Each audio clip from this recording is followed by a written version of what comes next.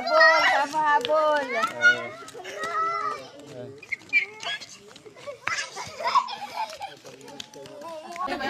Nilagod dyan. Diyan dawan dia. Nalinong kayo dyan.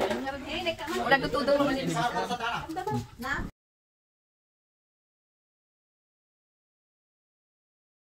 Hello mga gagayam! Isang mapagpalang araw na naman po para sa ating lahat. Kumusta naman ang lagay-lagay natin dyan? Kung ako ang tatanungin ay saktong-sakto lang naman. Gonzaga, Cagayan ang final destination ng lokasyon namin ngayon.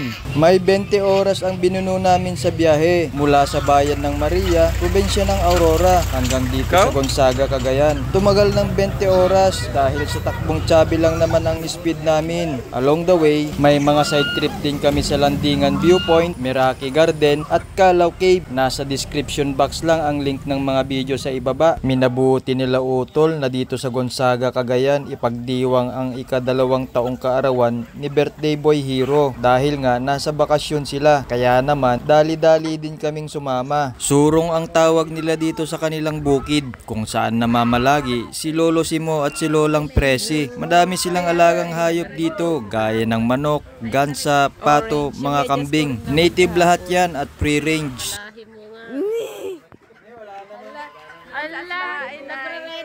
Habang nagpapasikat naman ako sa mga kumakain na manok, nagtatawag na din si Lolong Simo ng kasama para huliin ang kambing na handa ni Birthday Boy Hero. Marami ang nag-aasam sa ganitong way of living. Simple and yet sustainable. Nasa bakuran mo na ang mga pagkain na siguradong organiko, mapagulay man, livestock o poultry. Naranasan mo na rin ba ang ganitong way of living? O sumagi na rin sa isipan mo na one day magkakaroon ka din ng stress-free na environment gaya nitong surong? Mag-comment ka lang dyan sa comment section sa ibaba para malaman din namin kung ano ang opinion mo tungkol dito. Nadali na ang handa ni Boy Hero kaya naman pinawalan na ni Tito Jimson niya ang mga kambing para makapaglamyerda na din sa kanilang pastulan. Napakabango naman ng usok ng iniihaw na isda at atay para sa agahan. Habang dito sa kabilang dako ay abalang-abala naman ang The Boys para sa pagpupulpog ng kambing.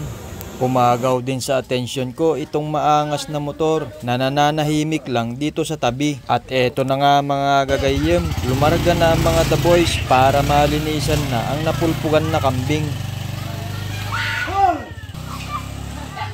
Naispatan naman si Birthday Boy ng papang niya na nangungulit kay Tito Gerson niya sa pagluluto at hindi niya nga ito tinantanan hanggat sa mapagtagumpayan niya na agawin ang sandok. Para sa ngayong saglit, chill-chill lang muna ang Asbahain Group dito sa Cagayan. What's that?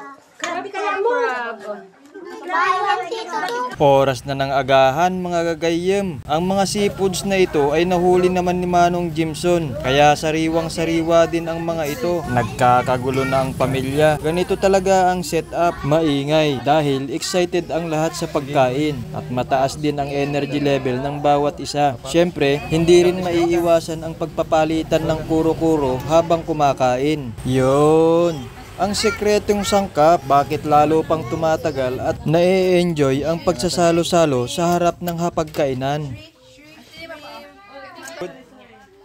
May seafoods. Ang Simple Happiness Family ay ngayon lang nakarating din dito sa Cagayan. Yun nga lang, hindi nakasama si Ate El due to her hectic schedule sa school.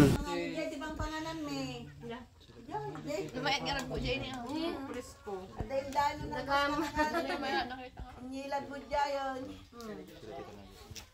Diyan dawan dia. Nalinong kayo dyan. Wala tutudong mo nila. Na? Oh no. Wala. Ang madali na lang nagdidini. Salamat po Auntie Presi sa masarap na pa-breakfast. siguradong may lakas na ang lahat ulit para sa paglalamyerda. Dahil pagkatapos na magpahindag ng ilang minuto ay bumiyahin na kami ulit papuntang Santa Ana, Cagayan. At doon naman kami mag-a-island hopping. Kaya abangan nyo ang susunod na video. Exciting ang mga isla na pinuntahan namin. Kabilang dito ang Palawi Island at ang Crocodile Island. Love to share this moment mga kagayam, ang selebrasyon ng ikalawang kaarawan ni Kuya Hero dito sa Cagayan. Kung bago ka pa lang dito sa aming channel, i-share mo na ito agad, i-like at mag-subscribe. At huwag mo na ding ipagkait na pindutin ang bell icon para lagi kang updated sa mga susunod kong i-upload na video. Hanggang sa muli, paalam!